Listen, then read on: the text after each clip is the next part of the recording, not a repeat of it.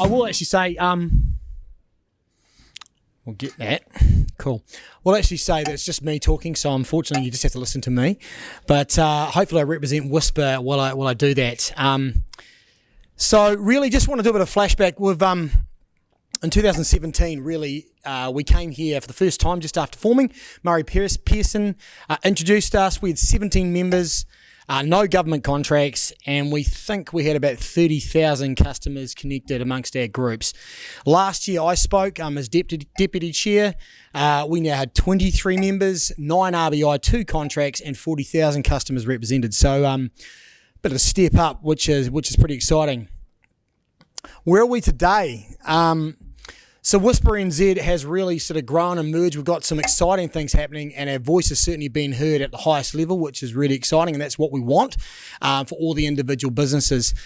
So we have 28 members now, 17 RBI2 contracts with which Graham has mentioned earlier, and up to 70,000 customers are represented by our members.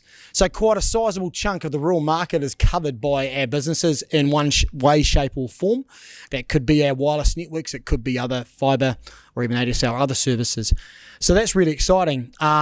Fastest growing sector of the telecommunications industry, and it's certainly ramping up. And also spoke earlier just about the Rugby World Cup, and that's certainly propelling that ahead, which is exciting.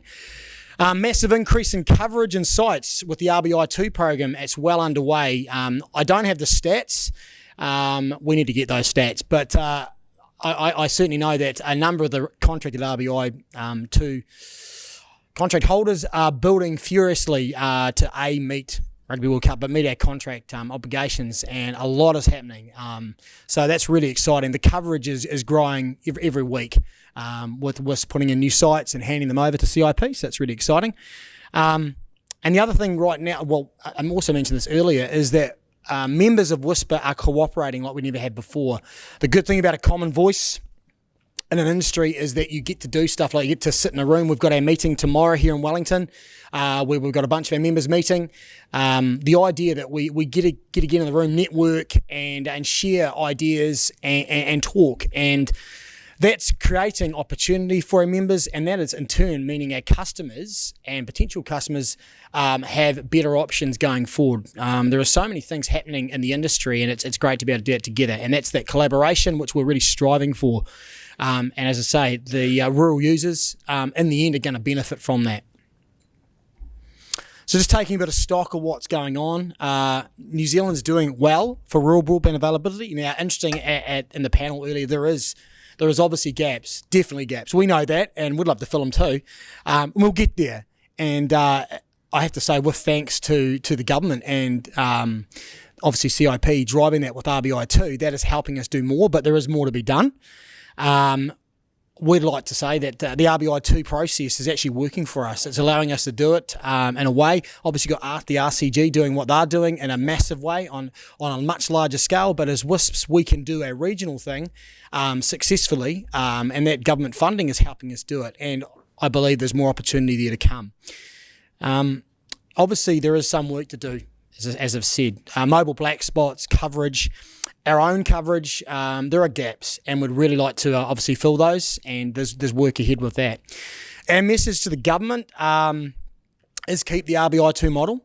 The job is almost done, and future iterations of the RBI, we really feel that it's then the potential customers self-identifying, because often, and this has been the case with the RBI2, is often there's dots, it's a LINS data, it's information, and data is so hard to collect and actually verify. And I know for CIP that it's been an absolute mission. For the WISPs, it's been a mission. And the next step, when we're in that last percent, or whatever the number, I think 30 or 40,000, might be less than that, the reality is a lot of that probably will be self-identifying, and there needs to be ways that can happen so that we can assess where those needs are and help build out to that. And I believe that WISPs have a very strong part of that, because we have the flexibility to deliver those solutions to the people that need them. Certainly when there's ones and twos and valleys and what have you, which is just so darn expensive to do it any other way. And the other thing is a focus really should move beyond connectivity. So, yeah, we need to get the connectivity out there, but what's next? Okay.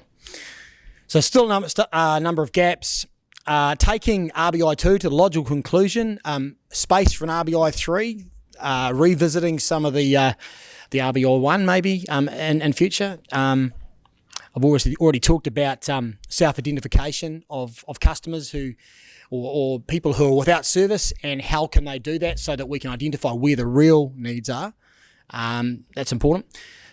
Across farm connectivity, that's been talked a little bit about, and something that is obviously emerging, the IoT. The opportunity is huge, but actually right now it's really in its infancy in this country particularly, and a number of pundits have talked about that. I've had a number of conversations with different people in the industry about it, and there is work to be done, but actually what's needed and who's going to do it. And WISPA believe we're part of it, providing connectivity. We are really good at building local network, wireless network, fixed network into farms and into the regions. Who else? The MNOs. There's a big opportunity out there to be able to provide what is needed to the rural, to farmers, to councils, and so that's obviously something that's coming. So work to be done there. Other thing that WISPs are quite strong, and we talk about mobile coverage, and obviously the Ubiquity link and those sort of opportunities might solve some of this. But the reality is there's a lot of places that mobile coverage is just not feasible, even with a typical mobile tower or a microsite. And WISPs have been filling those needs with femtocells, particularly from Vodafone's network, and microcells and Spark. So there is opportunity for us as WISPs to be able to help that process and expand out coverage to places where it's not. And I guess it'd be good to see more of that, the collaboration between both the NNOs and the RCG are part of this, which is exciting, and obviously WISPs who have networks in all sorts of places and customers that just don't have coverage. And being able to achieve that quickly, because one of the beauties of having broadband with a femtocell type solution, a sure signal, if you've heard of it, you can put it into your broadband connection, it just works.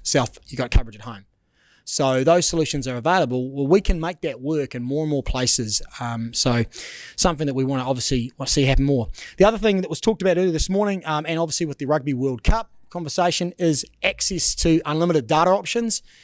There'll be few WISPs probably out there that don't have this in their portfolio now in their wireless networks. Some, it's all uncapped. Others, it's not. It's about network management. But we certainly see that in the near future, that's going to be major importance because people are consuming more data. It needs to, but that data is difficult to provide at high speeds on a fixed network without some control. So it's a balancing act, but uncapped is certainly doable, and many of us are doing it already. And I see that as one of the next big areas with plans and streaming. We've got the Rugby World Cup coming up, where data is going to be consumed at such a massive rate, and that's not going to stop. It's amazing to see how 2 years ago how much traffic we were doing. Yes, client base has changed, but the traffic levels are just going through the roof from streaming. It's all TV. It's all TV. People are consuming TV over IP. It's crazy. So the reality is uncapped data options are going to be the thing that really comes next, I think, and particularly on wireless services. So just wanted to show a few photos. Hopefully you can see some of them. Just some of them are represented here. Obviously my network, Ultimate Broadband. That's a new site we just done at Hororata. Hidden by trees because of the local council plan. We can't be any more than 4 metres, and we've got to not be seen from the road. But we've made it work and keeping the locals happy and the people that are obviously going to see it. And this is providing broadband to quite a large area.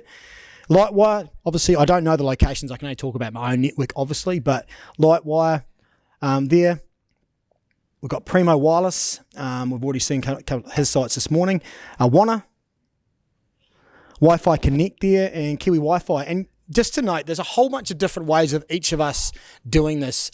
We each have there's no set design. It comes down to the location and how we best make use of the location and the gear we've got, the towers we've got. So, you know, you'll see that with WISP. We're very much, it's flexible. We need to build it to suit the particular requirement. And you'll see all sorts of sites. I think Graham mentioned some of Chris from AmuriNet sites. He's got some mammoth sites. So the guys from GizbinNet. Most of us have significant size sites that look very much like cell phone towers on a network, but a lot of sites that don't. that just serve the purpose of connecting the people in a valley or a certain area, and they're relatively low cost to deploy and allow people to get decent connectivity quickly. Just something that we've been talking and throwing around about is and obviously talking about the next thing after connectivity, and that's setting some ambitious goals. And as a nation, we obviously need to look forward, and we talked in our first session around the tables about this, and getting connectivity out there and what's after connectivity. And the reality is, I think from our perspective, is once we've got that, what does that mean to the country? Well, it means every New Zealander, whether they're rural or urban, old or young, rich or poor, can have access to good connectivity to do what they need to do. There's obvious benefit. Right now, you could look at school. Everything is online now. My son, 13 years old, just started high school this year, got his laptop. It's, of course, BYOD. Everything is online. We get emails every week from his teachers with what's happening. Everything's being done online. So if we've got people out there that don't have connectivity, how are their kids doing this stuff? And how do we solve that? And there is ways. It's not impossible. Obviously, we mentioned the phase out of postal services. It's coming. So reality is, the internet and data is required. People need to connect.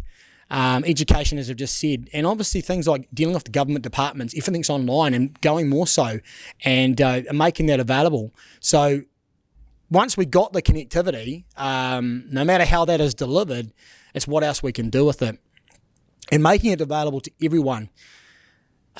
And it's not actually that hard, because between all the operators and different technology platforms, we can make it work at potentially 100% of the country. We talk about satellite, we talk about wireless, we talk about 4G, 5G, fibre. Connectivity options are out there to connect. It's how we take that to the next step and educate our population and get it to the people who really need it. We've done some great programs. Past governments have done some great programs. We also need to make it affordable. One of the biggest challenges in some of the regions is affordability. And as a business owner, I'd love to be able to give everyone cheap and free broadband, but I can't stay in business. So how do we make that work? How do we use the mechanisms of government to change that and allow that to happen, so that everyone can have access, and those providing it aren't doing it for charity. The reality is it's a good thing to do, but the reality you've got to also go to pay for things that cost money. So how do we do that, and how do we work with government to make that happen? Digitally challenged seniors, that's obviously changing with the generations coming through, and more people becoming IT literate, I guess is one way of saying it. The offsetting of our of savings, it's huge. Everyone connected, it will change. So we just talked about the benefits. I don't get the exact figures, but it was talked about one of the previous speakers about the economic benefits in the States and what that would represent here as well. If we can have everyone connected, it's a massive opportunity for our country. It can change things seriously for everybody. And I guess the other thing is who's going to put it into their party's manifesto. So that'll be interesting. Moving on to something that's just near and dear to the heart of all WISPs. Spectrum. And yeah, a dark cloud on the horizon, absolutely. Right now we're hearing a lot about 5G. 5G, everything's 5G, what's coming? And it is coming. Now, how is that going to affect rural New Zealand? Right now, WISPs, wireless operators, use a variety of different means to get people connected. A range of licensed MSP and GURL, or general user license bands, to deliver their services. That's great. Those are right now available to us, but at the moment, there is potential for some of that to change, and that affects the 17 RBI contracted WISP, all the members and those who run operations throughout our country, because without spectrum, we cannot deliver services to rural New Zealand. It was interesting, the conversation, Karen, you talked about dairy sheds, and I just wanted to mention that, because actually dairy sheds quite often a way of us delivering services that would otherwise not. Because I know for my business, we've got about 60 dairy sheds providing pockets of coverage to staff off our network, because it's the only way of getting them. But we can deliver them great service off that. But we need the spectrum available to do it. And if that is either taken away or shifted sideways for a financial benefit short term, it creates big problems. Now, you've probably seen the adverts on TV. 5G is coming, all the things from the major operators, and to be expected, right? Right now it's lobbying because there is a chunk of spectrum about to become available or made available, and everyone wants it. The big worry from us at WISP, as I've just mentioned, especially for getting urban, this is about rural delivery. And I talked about 70,000 customers. The vast majority of that are wireless connected customers using those that spectrum. There is potential for some of that spectrum to go sideways and to go to the NEOs because they want more and have big pockets. And we really need to see that change. So there's obviously there's stuff going on. There is spectrum changes, and we're worried. We accept balancing. There has to be a rebalance of spectrum use. We want to see it managed properly, but we are really worried because there's a lot of lobbying. We don't have the cash resources individually or as a group to do what an NMO can do. So for us, we need to make sure that we put the message out there. Actually, there is other people out there using this spectrum, and we need to look at it as a whole of country deal. And for rural, right now, the best use of spectrum is a joint effort. It is not solely on one group who have the biggest pockets. And the other thing as well, 5G, the talk about 5G as well, it's relatively, it's mainly an urban service, not necessarily entirely, and some of the spectrum can be used in different ways, but realistically, the spectrum that we actually are talking, and the spectrum I'm talking about particularly right now is not the only one, it's 3.5 gigahertz. But that spectrum particularly has limited effect in rural areas for a mobile operator versus a wireless fixed user, a fixed wireless operator like myself or the WISP members. We can make use of that spectrum in a much more efficient way in a lot more places at a lot less cost alongside the mobile operators using it as well. So actually it's not an us or a them, it's actually both. And actually both delivers for our country. So again, 5G, it's coming, but realistically in rural areas, it's some years off. It's some years off. We're at 25 to 50 meg connections right now. We're talking hundreds of megs and gigabits. It's some time off. And the reality of use for it as well is time off. So we need to think now about what we're doing and look at the future. But as I say, it's not an us and them. It's actually a both. Very much believe it's that. Okay, so we're launching, as of today, our Don't Waste Our Spectrum campaign. And some people are going to be handing out, some of our members are going to be handing out some brochures. This is a big deal. It's heavy on our hearts because as an organisation and of individuals, this is everything to us because we are wireless operators and we need to protect that. We call for balance. We accept that there has to be a rebalance. I've said that already. But we ask the government to do what is necessary for urban areas, but let rural needs set the priority for the rural spectrum use because it's different. Rural needs are different than urban needs when it comes to spectrum use, and we need to remember that. And at the moment, it very much seems that's not the case. That's not the sound that's been echoed. So. WISPs are critical to rural connectivity. 70,000 customers, that's pretty huge. That's a huge number of clients, to be fair. People that have been served, and that's growing rapidly. And if I don't have a square kilometre, we were going to get this sorted out, but we haven't done it yet, but a square kilometre picture of the actual coverage provided by WISP is phenomenal right now without additional RBI build. It's phenomenal. So we're doing that with a limited spectrum, licensed and unlicensed, and delivering to those customers. What more could we do if we had some decent licensed spectrum? And how much faster can we go? And the technology right now that is available to WISPs is coming on at such a pace we can do amazing things. And the talk of 50 and 100 megabit connections to a home over wireless, it's now available. In fact, many of our WISPs are already delivering that on certain plans. So it's not like we can't do it now, we can. Fixed wireless, unlimited as well.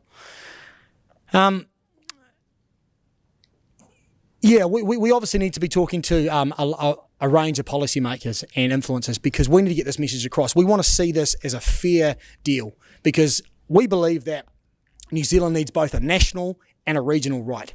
And it should be balanced with the needs of the region. And as I say, rural needs for spectrum are different than urban. So if we need to get 5G out there, let's do that, especially in urban areas, and let's focus on how we do rural properly.